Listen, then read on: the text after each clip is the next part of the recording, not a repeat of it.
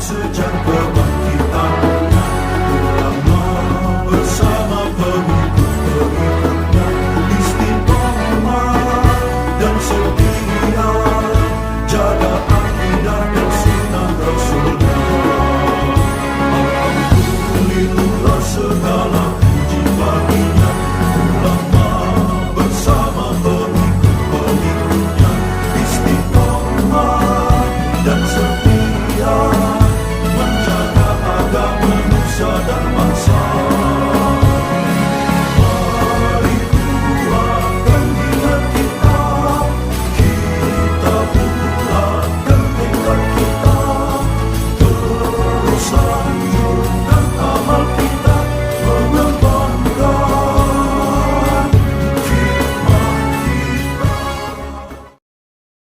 Assalamualaikum warahmatullahi wabarakatuh.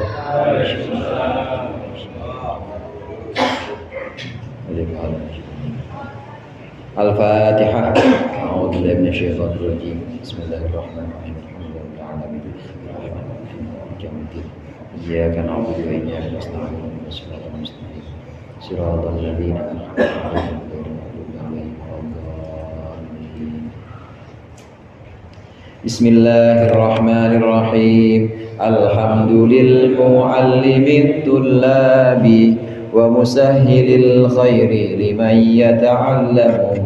Thumma as-salatu wassalamu 'alan nabi wa alihi wa sahbihi jayu'zamu.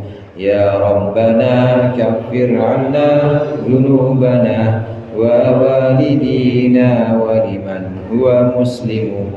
Nad'uka Allahumma ilman nafi'a min yawmina ilal hisabi yaqumu. Amin amin amin wa ya fattahu. Amin amin amin wa ya alimu. Bismillah, alhamdulillah, wassalatu wassalamu ala sayyidina Muhammadin Rasulillah wa ala alihi wa ashabihi wa man tabi'ahu hudahu wa jama'atah wa la hawla wa la quwwata illa billah. Amma ba'du. Segenap para ustaz, para sesepuh, para hujjaj dan seluruh jamaah Masjid Al-Ikhlas yang berbahagia, alhamdulillah malam hari ini kita bisa berkumpul kembali untuk melanjutkan pengajian kitab Tafsir Jalalain. Mudah-mudahan apa yang akan kita baca dan pelajari menjadi ilmu yang bermanfaat dunia akhirat. Amin ya rabbal alamin. Kita sudah sampai pada surah Az-Zumar ayat 10. Di ayat sebelumnya memang jelas di sini surat Az-Zumar ini adalah surat Makkiyah. Artinya surat yang diturunkan di Makkah. Hampir semua asbabun nuzul atau hampir semua sebab turunnya ayat ini, setting waktunya dan juga setting tempatnya itu adanya di Mekah. Jadi kalau ada ucapan seperti di ayat 9 itu ada firman Allah, amman huwa qanitun ana al-lail. Apakah orang yang berdiri, orang yang begadang malam hari beribadah itu sama dengan orang yang tidak mengetahui, orang yang tidak memiliki ilmu. Nah, ini maksudnya perbandingan antara para sahabat Nabi, yaitu dalam hal ini adalah Sayyidina Uthman, karena asbabun nuzulnya adalah Sayyidina Uthman dibandingkan dengan orang-orang musyrik Quraisy. Jadi setting waktunya adalah Mekah saat itu, setting tempatnya juga Mekah karena memang surat-surat Makkiyah. Nah, yang berikut ini ayat yang ke-10 dari surah Az-Zumar ini juga masih tentang Islam yang ada di kota Makkah pada waktu itu, pada masa-masa awal di periode Makkah. Jadi belum hijrah di sini. Qala Allah Ta'ala wa huwa asdaqul qailin. Qul ya ibadilladzina amanu ittaqu rabbakum lilladzina ahsanu fi hadhihi dunya hasanah wa ardullahi wasi'ah innama yuwaffas sabiruna ajrahum bighairi hisab. Lilladzina ahsanu, qul, katakanlah wahai Muhammad, ya ibadi alladzina amanu ittaqu rabbakum, wahai hamba-hambaku, wahai hamba-hamba Allah, maksudnya wahai hamba-hambaku yaitu orang-orang yang beriman, ittaqu rabbakum, takutlah kepada Tuhan kalian, ay adabahu, Maksudnya takut kepada siksa Tuhan kalian. Bi antuti'uhu, caranya dengan mentaati dia, mentaati Tuhan kalian. Lilladzina ahsanu fi hadhihi dunya, buat orang-orang, untuk orang-orang yang berbuat baik di dunia ini, bittaati, dengan melaksanakan ketaatan, hasanatun, terdapat kebaikan. Hiyal jannatu, maksudnya surga. Wa ardullahi wasi'ah, dan bumi Allah wasi'atun, itu luas. Fahajiru ilaiha, maka hijrahlah kalian ilaiha, kepada bumi Allah. Mimbainil kuffari, diantara orang-orang kafir, wa musyahadatil munkarat, dan menyaksikan kemungkaran-kemungkaran. Ayat ini diawali dengan kata qul, perintah kepada Nabi Muhammad. Ini artinya Nabi Muhammad diperintahkan untuk mengingatkan hamba-hamba Allah, diperintahkan untuk mengingatkan orang-orang yang beriman. Qul ya ibadilladzina amanu, wahai hamba-hambaku yang beriman. Jadi pesan ini adalah pesan untuk orang-orang yang beriman. Pesan yang pertama apa? Ittaqu rabbakum, takutlah kepada Tuhan kalian. Jamaah rahimakumullah, kata-kata Rob itu artinya yang memelihara. Maka ada kata robba yurabbi tarbiyatan, tarbiyah, itu artinya mendidik, memelihara, merawat. Allah Rabbul Alamin, Allah yang merawat, memelihara alam semesta, melihara semuanya, dijaga semuanya, keserasiannya, keteraturannya. Begitu juga Rabbukum, Tuhan kalian, ini berarti Allah yang menjaga dan memelihara kita. Dari dulu itu saudara, dari dulu Allah merawat, menjaga kita sampai kita sekarang jadi kayak begini, ini yang merawat Allah. Maka di ayat lain itu, ya ayyuhal insanu ma gharraka birabbikal karim. Wahai manusia, apa sih yang bikin kamu itu terkena tipu daya dunia, padahal Tuhanmu yang maha pengasih, yang maha penyayang, dari dulu ngurusin kamu. Ma gharraka birabbikal karim. Yang kita terima sejak kita ada dalam janin ibu kita, asalnya kita nggak ada, kemudian ada, dirawat atau dijaga Allah dengan malaikat-malaikatnya. Itu menurut riwayat ada sekitar 400 malaikat yang ngurusin kita, mulai dari janin, mulai dari nutfah atau sperma ada dalam rahim, itu sampai kita hidup, sampai kita mati nanti. Ini ada 400 malaikat yang jaga. Itu selain malaikat Raqib Atid. Selain malaikat Raqib Atid yang nyatetin kita lagi ngaji, dicatetin nih siapa yang nggak hadir nih pojokan sini, siapa yang bolos mulu, dicatetin sama malaikat Raqib Atid. Itu di lain itu. Selain yang dua itu ada 400 malaikat yang menjaga. Ya emang kalau kita pikir-pikir, waktu kita tidur itu kan jantung tetap kerja gitu. Itu siapa yang jaga kalau bukan malaikat, dan itu atas perintah Allah. Kalau kita udah minum itu air sampai tenggorokan ke perut, emang yang ngatur kita? Bukan. Itu udah yang ngatur udah langsung Allah melalui malaikat-malaikatnya. Makanan juga begitu. Makanan, pencernaan kita, ini yang namanya Rob. Rob itu memelihara, menjaga, merawat, namanya Rabbukum.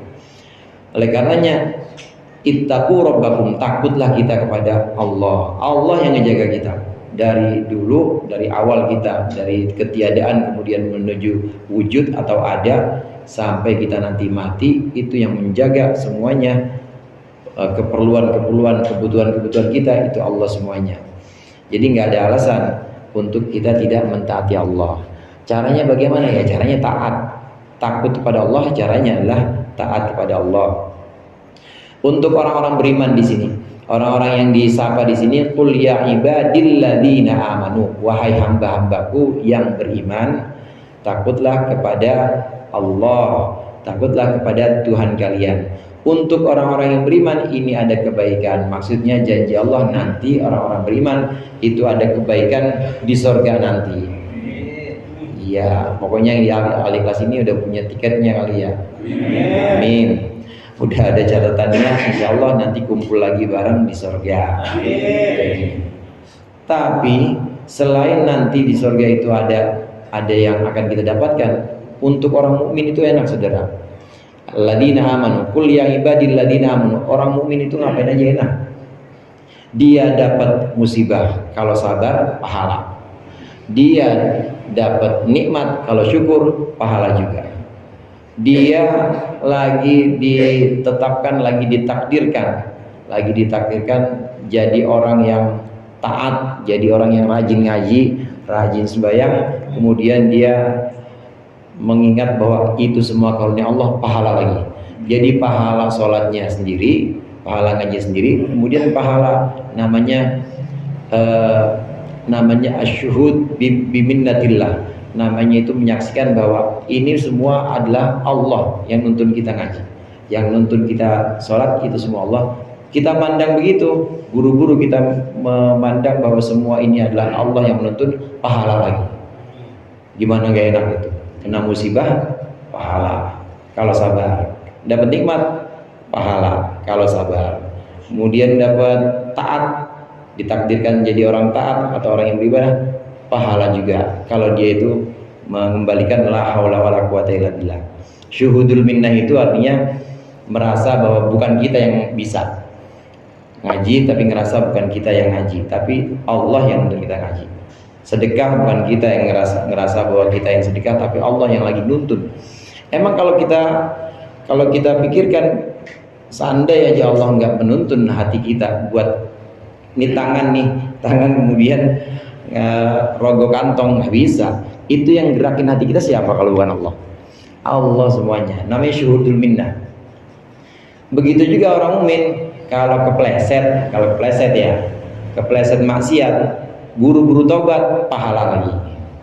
Semuanya dari semua jalur, dari 4 jalur, karena dalam takdir atau dalam ketetapan Allah itu pasti nggak keluar dari 4 itu. Ketetapan Allah itu cuma 4. Kalau nggak taat ya maksiat, kalau taat enggak, maksiat enggak, nikmat.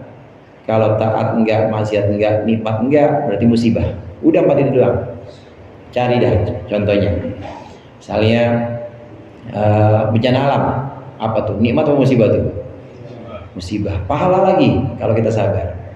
Terus ada orang misalnya dia berangkatin orang umroh.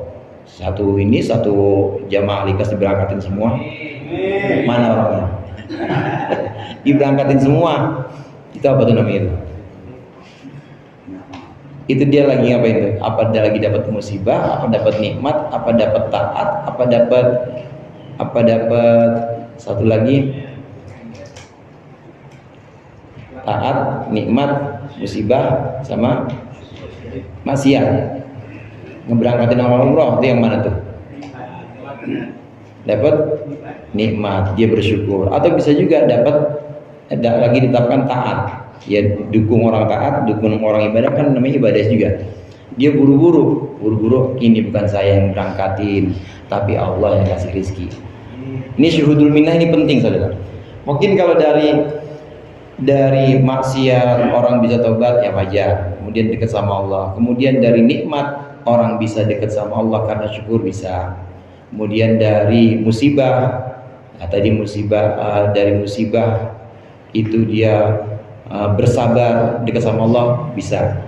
Tapi yang butuh perhatian itu dari taat, karena taat ini kita harus buru-buru. Orang yang rajin, lempeng aja hidupnya, rajin sholat, ngajinya rajin, sedekahnya rajin, itu harus buru-buru syuhudul minnah, harus buru-buru dia menyaksikan bahwa Allah itu. Karena kalau nggak begitu nanti jadinya mentang-mentang gua nih yang bisa sedekah gini mah, yang bisa berangkatin haji orang banyak mah gua, bisa berangkatin umroh orang banyak mah gua. Itu kalau nggak buru-buru ditarik syuhudul minnah, maka bisa terjerumus kepada takabur atau ujub. Dia bangga dengan ketaatannya. Saya ulang lagi, kalau maksiat wajar, orang maksiat kemudian tobat ya bisa dekat sama Allah. Orang nikmat syukur wajar, bisa dekat sama Allah. Kemudian orang nikmat, musibah, kemudian orang apa lagi tadi? Musibah kan ya, musibah, sabar wajar, nikmat, maksiat dia tobat wajar. Nah orang taat nih yang kadang-kadang kita butuh perhatian. Artinya kita ketika ditakdirkan untuk jadi orang taat, maka harus buru-buru syuhudul minnah, menyaksikan bahwa itu bukan kita. Paling gampang itu syuhudul minnah adalah la haula wala quwata illa billah. Harus ditekenin bahwa bukan kita yang bisa itu, tapi Allah yang menuntun kita bisa. Pokoknya orang mukmin dari semua bentuk takdir atau dari semua bentuk ketetapan Allah itu semua kebaikan. Dikasih nikmat ya kebaikan kalau dia syukur, dikasih musibah kebaikan kalau dia sabar, dikasih maksiat ya kebaikan kalau dia taubat, dikasih ibadah atau taat kebaikan kalau dia buru-buru la haula wala quwata illa billah. Karena kalau dikasih taat, dikasih rajin ibadah, nggak buru-buru la haula wala quwata illa billah, itu nanti bisanya kayak iblis, sombong jadinya. Iblis itu kan dia gurunya malaikat. Iblis itu dia yang jadi penasihatnya. Ada sekitar 300.000 malaikat yang ada di bawah iblis. Maksudnya dinasihat, iblis jadi penasihatnya. Ini ibadahnya juga paling rajin di antara malaikat. Gara-gara nggak bisa syuhudul minnah, nggak bisa membebaskan dari keakuannya bahwa aku yang paling ini, makanya dia sombong jadinya. Nauzubillah. Orang mukmin dalam segala segi kehidupan itu ada kebaikannya. Betul, kebaikan yang nanti itu surga, tapi kebaikan yang sekarang kita bisa dapat. Apa itu? Yang 4 tadi. Sabar, syukur, kemudian taubat dan syuhudul minnah. Wa ardullahi wasi'ah, dan bumi Allah itu luas. Bumi Allah luas, maka hijrahlah engkau. Hijrahlah engkau di antara orang-orang kafir, dari orang-orang kafir. Jamaah rahimakumullah, ayat ini turun di Makkah, Makkiyah. Memang suratnya surat Makkiyah, ayatnya ayat Makkiyah. Ini memang merupakan perintah hijrah pada saat itu. Dulu sebelum Fathu Makkah, sebelum penaklukan kota Makkah, tahun 9 Hijriah. Setelah Nabi 9 tahun di Madinah, udah hijrah Nabi 9 tahun di Madinah. Nah, kemudian tahun ke-10-nya Nabi menaklukkan kota Makkah. Sebelum Fathu Makkah atau sebelum penaklukan kota Makkah, maka syarat Islamnya seseorang itu bisa dianggap sah Islamnya kalau dia hijrah. Jadi syarat. Ini sebelum penaklukan Makkah. Ada orang misalnya dari Mekah, ada orang dari Quraisy misalnya, dia musyrik atau dia kafir, mau masuk Islam, syahadat aja nggak cukup, harus hijrah. Itu syaratnya. Syaratnya Islam harus hijrah dulu sebelum penaklukan Mekah. Maka di dalam sejarah kita kenal ada beberapa kali orang-orang muslim itu hijrah. Yang sebelum ke Madinah, kalau ke Madinah itu setelah Nabi menerima wahyu tahun tahun ke-13. Jadi Nabi menerima wahyu 13 tahun kemudian baru ke Madinah. Tapi sebelum itu ada hijrah tahun kelima. Tahun kelima setelah kenabian, tahun kelima setelah Nabi Muhammad menerima wahyu, itu Nabi Muhammad sudah memerintahkan sahabat-sahabatnya hijrah. Yang pertama yaitu ke Habasyah. Habasyah itu Ethiopia sekarang. Ada 89 laki-laki dan 12 perempuan. Itu enggak dihitung sama anak-anak. Itu hijrah ke Habasyah. Di Habasyah bertemu dengan Raja Negus, namanya raja yang baik juga. Raja yang baik terhadap orang mukmin. Memang perintah hijrah ini dulu wajib untuk orang mukmin, untuk orang yang baru masuk Islam, maka syarat Islamnya dianggap sah, dia harus hijrah dulu sebelum Fathu Makkah atau sebelum penaklukan Makkah. Nah, setelah Makkah ditaklukkan, enggak jadi syarat. Orang Makkah mau masuk Islam, syahadat udah cukup. Saya mau tinggal di sini aja Nabi, di Makkah nggak apa-apa, karena Makkah udah jadi Darul Islam istilahnya. Makkah udah jadi tempat Islam, udah jadi tempat yang di sana sudah ada agama Islam. Jadi dinasah atau dimansuh, dihapus. Beberapa hukum dalam Islam itu dihapus, termasuk diantaranya ini hukum wajibnya hijrah. Ini dihapus ketika sudah Fathu Makkah. Jadi kita sekarang gimana? Ya nggak wajib hijrah, kecuali ada beberapa kondisi. Hijrah itu saudara ada beberapa hukum. Yang pertama, hijrah wajib.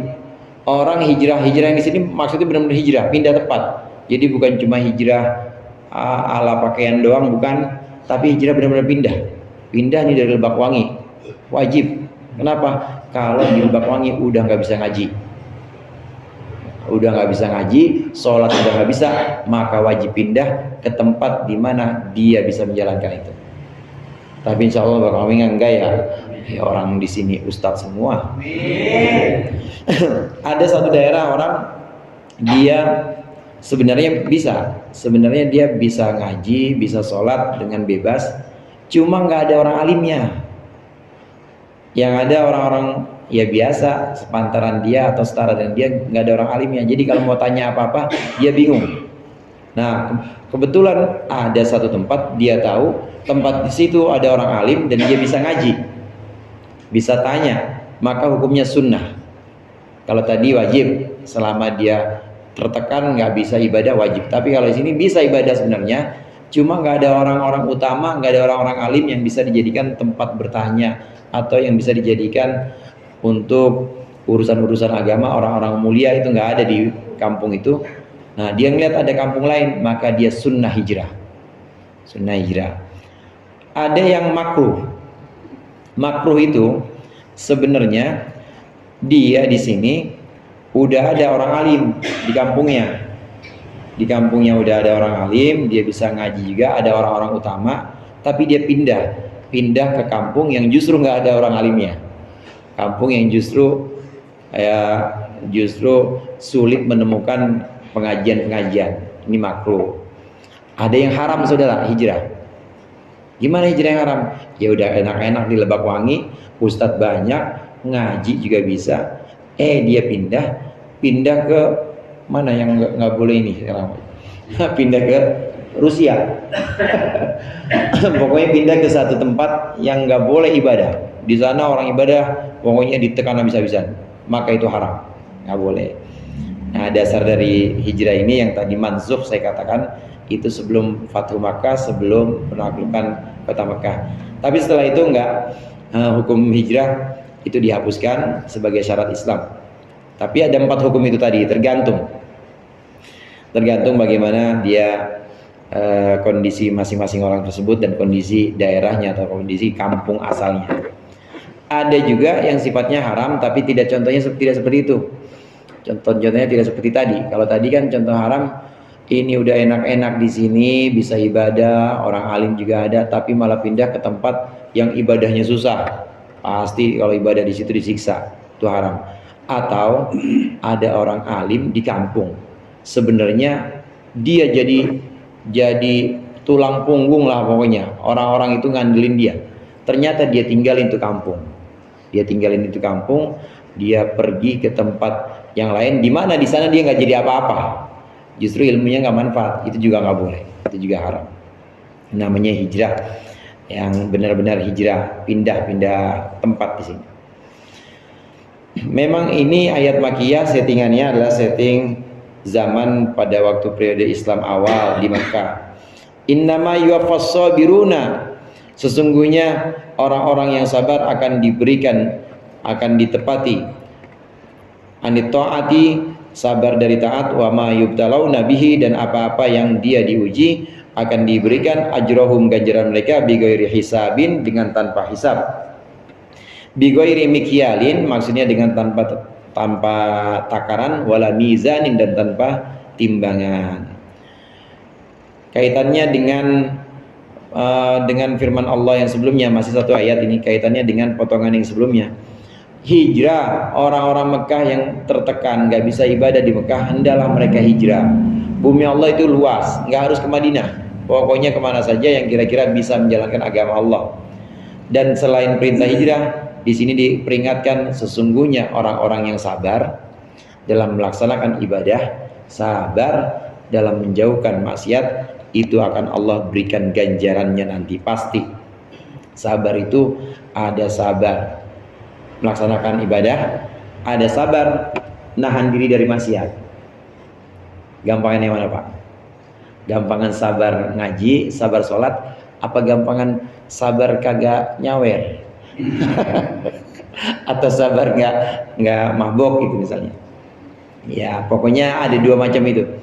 Ada 2 macam sabar melakukan ibadah dan sabar menjauhkan maksiat. Itu macam sabar. Ini yang hubungannya dengan taat dengan maksiat. Tapi satu lagi ada sabar musibah. Sabar ketika kita terkena musibah. Semua jenis kesabaran itu, orang yang sabar melaksanakan ibadah, sabar menjauhkan maksiat, dan juga sabar menerima bala atau ujian, ini akan Allah berikan ganjarannya nanti bi ghairi hisab, tanpa hisab, tanpa takaran, tanpa timbangan. Jadi nanti di sana nggak ada timbangannya, langsung masuk surga. Ini untuk orang-orang yang sabar.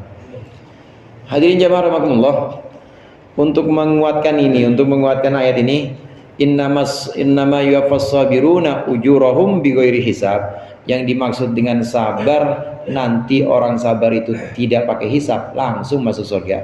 Ini adalah orang-orang yang sabar dari musibah atau bala. Ada satu hadis sabda Rasulullah, sesungguhnya nanti yuntasabul mizanu li ahli salat waz zakat wal hajj. Mizan, timbangan nanti dihitung.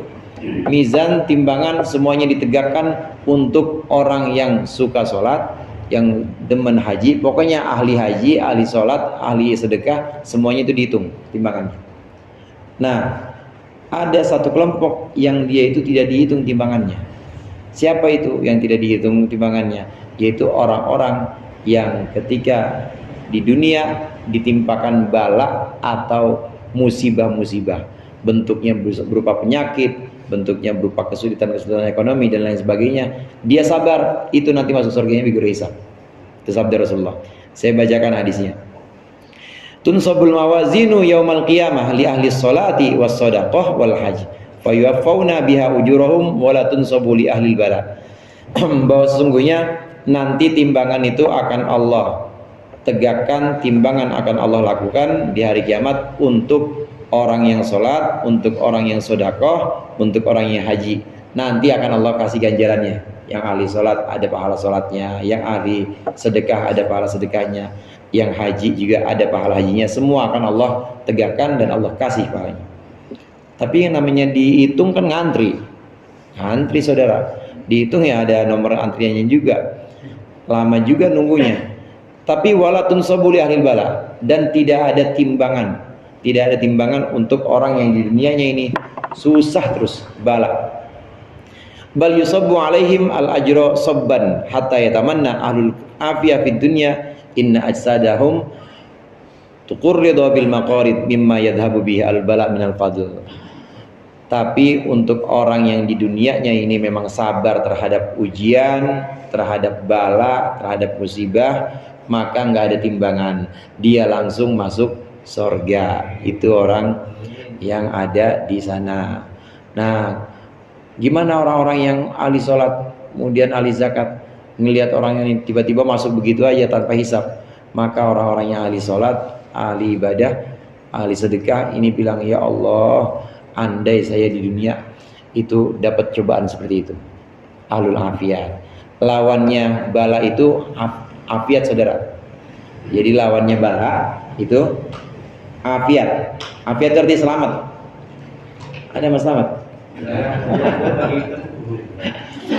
Afiat itu artinya selamat. Keselamatan dari kesulitan namanya afiat.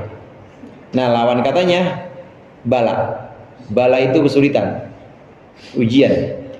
Nah, Bapak-bapak kalau doa inni as'alukal afwa wal afiyata, apa ini as'alukal afwa wal bala?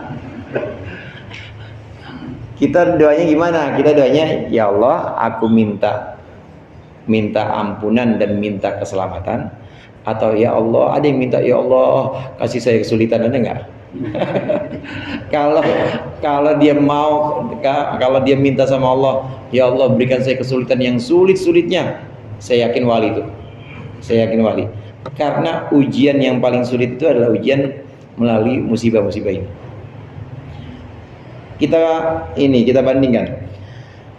Kalau kita datang sholat, kemudian kita datang ngaji, itu kira-kira pilihan kita apa pilihan mertua? Apa pilihan anak? Pilihan siapa tuh kita datang ngaji sini? Pilihan kita. Kita kan pengennya bisa ngaji terus ya, sehat terus ya. Iya. Nah, tahu-tahu Allah kasih nggak bisa ngaji, tapi sakit lama lagi sakitnya. Nah itu sakit itu pilihan siapa? Pilihan kita apa pilihan Allah? Pilihan Allah. Bagusan mana? Pilihan Allah apa pilihan kita? Bagusan mana Pak? Pilihan Allah apa pilihan kita bagusan mana? Bagusan pilihan? Ya ngapa Bapak nggak minta sakit?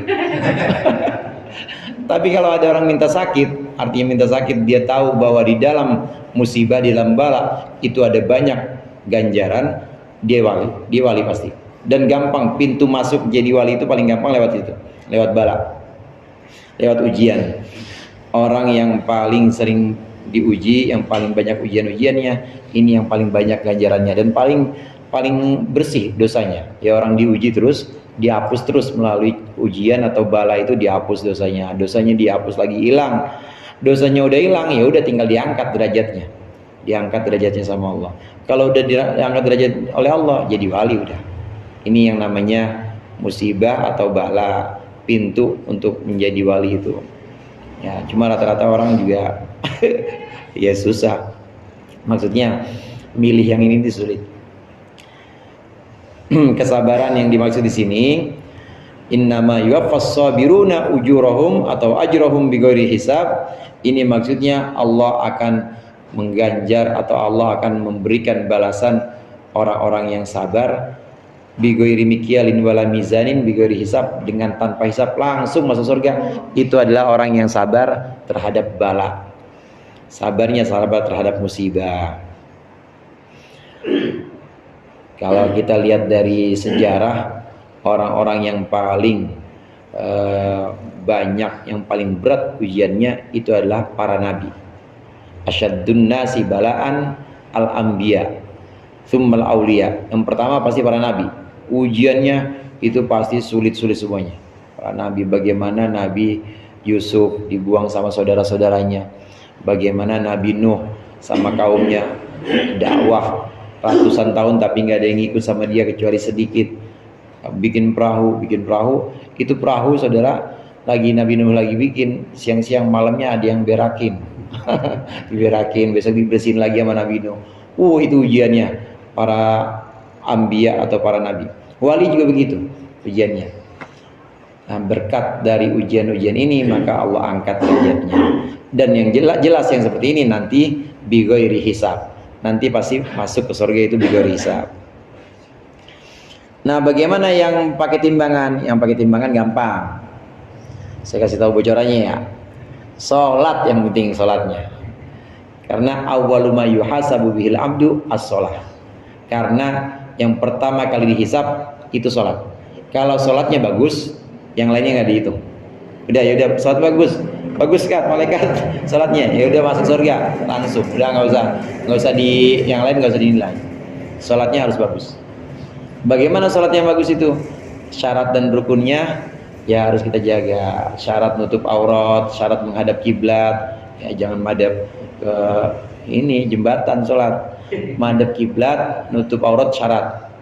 Nah, rukunnya yang kita tahu. Takbiratul ihram, niat, kemudian nah semua itu dalam fikih. Satu lagi setelah syarat dan rukunnya, waktu kita sholat kita hadir di hadapan Allah hati kita. Waktu kita baca, jalan baca mah baca aja lisan, tapi hati kita harus hadir bahwa kita sedang menghadap orang yang nyuruh kita sholat atau merintahkan kita sholat. Maksudnya Allah, kita sedang menghadap zat yang maha besar yang memerintahkan kita sholat. Karena sholat itu bukan main-main, itu perintah yang bukan main-main.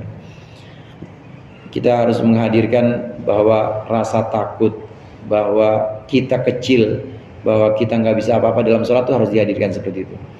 Kalau ini bisa, maka sholatnya tanha anil fahsya'i wal munkar. Kalau udah tanha anil fahsya'i wal munkar, ya udah nggak usah dihitung. Artinya pasti nggak ada kemungkaran, pasti nggak ada kekejian yang dilakukan. Qul inni umirtu an a'budallaha mukhlishan lahuddin wa umirtu li an akuna minal muslimin. Katakan wahai Muhammad, sesungguhnya aku umirtu an a'budallaha. Aku diperintahkan untuk menyembah Allah mukhlishan lahuddin. Dengan memurnikan untuk Allah, memurnikan agama minasyirki dari kemusyrikan. Wa umirtu li an akuna ai bi an akuna, dan aku diperintahkan untuk menjadi awalal muslimin, untuk menjadi orang yang pertama muslim atau orang yang pertama Islam min hadhil ummati, dari umat ini.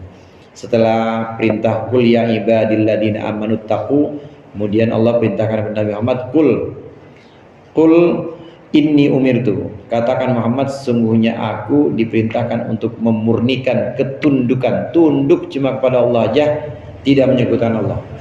Jadi nggak takut atau nggak bergantung kepada selain Allah, nggak kemudian membesarkan selain Allah. Kuncinya di takbir itu, kuncinya saat kita Allahu Akbar, itu benar-benar kita sudah menghilangkan dalam hati kita kecuali Allah. Jadi di dalam hati udah tidak ada yang lebih besar selain Allah. Waktu kita takbir Allahu Akbar, kalau awalnya bagus, startnya udah bagus, insya Allah sampai salam bagus semua. Yang penting Allahu Akbar, itu udah kita hilangin semua selain Allah dalam hati, termasuk utang, termasuk bini ngomel-ngomel, termasuk anak, masalah anak sakit, pada ingusan, pada korengan, hilangin semua deh pokoknya. Allahu Akbar dihilangin. Jadi yang dalam hati yang besar apa? Allah aja. Termasuk kita juga, termasuk keakuan kita.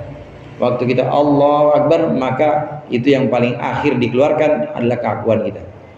Jangan kita merasa Allahu Akbar tapi kita ngerasa besar. Gua nih yang paling sholat nih, gua nih yang paling, itu sama aja berarti dia menyekutukan Allah.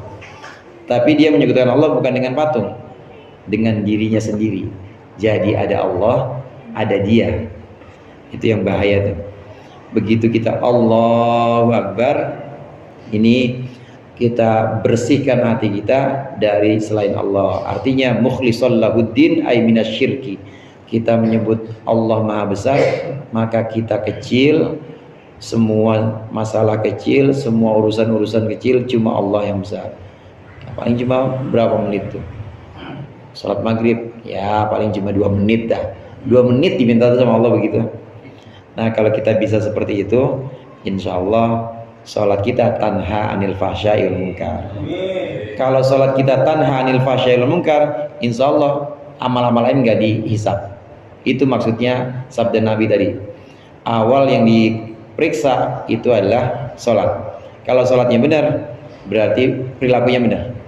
Kalau perilakunya benar, ya udah nggak usah dihisab. Udah salat doang langsung masuk lagi, masuk surga. Qul inni akhafu in asaitu rabbi adzab yaumin adzim. Qulillahu a'budu mukhlishan lahu din. Fa'budu ma syi'tum min dunih. Qul innal khasirina alladhina khasiru anfusahum wa ahlihim yaumal qiyamah. Ala dzalika huwal khusranul mubin.